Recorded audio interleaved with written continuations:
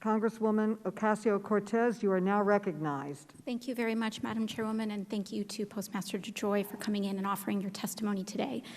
Mr. DeJoy, when your announcement in your new position as Postmaster General was announced, there was some folks that were flagging concerns that you would be the first Postmaster General in 2 decades without previous experience or service directly in the USPS. But to be fair, and as you mentioned, you do have extensive career experience in supply chain logistics, correct? I do.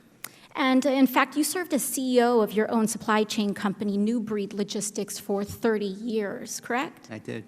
And that was up until about 2014 when you merged New Breed Logistics with another company, XPO Logistics, where you also served as CEO for a year and then served on its board of directors until about 2018 when you submitted your resignation, correct? Yeah.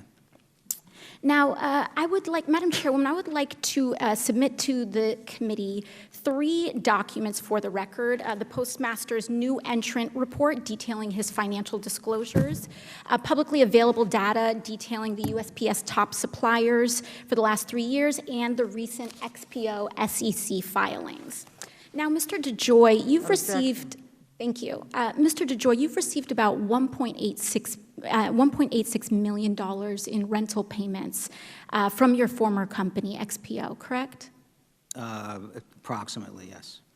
Have you taken any meetings with XPO Logistics since becoming Postmaster General? I have not.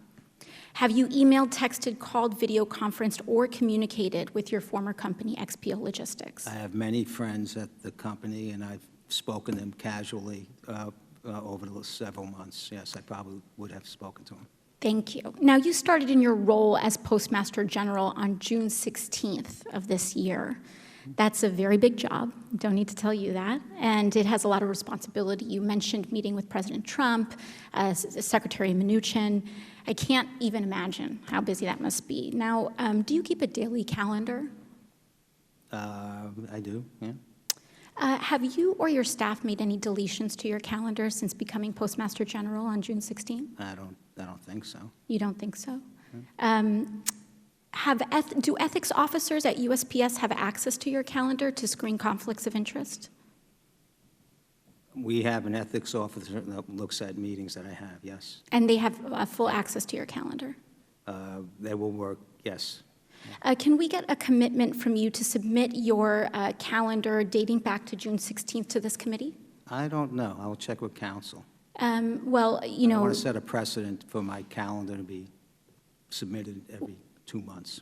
Well, according to regulations that we currently have, electronic calendars that are submitted and maintained on USPS computers are agency records. And so can we get your commitment to hand that calendar over to this committee as a matter of course of our investigation? I'm new to this. If that is in fact a process that our counsel says I must comply with, then I will do that, yes. Thank you. Madam Chairwoman, I would say, the details of this calendar are extraordinarily important to the committee's investigations, and if we cannot receive them voluntarily, I would recommend consideration of a subpoena for these details. Now, lastly, and selfishly, I represent New York's 14th Congressional District. We have written the agency several times regarding accessibility for a ramp in our historic Jackson Heights post office. And I would greatly appreciate return correspondence to make sure that we can ensure that our disabled and elderly constituents can get access to the post office. And thank you very much. I yield my time. Thank you. The gentlelady yields.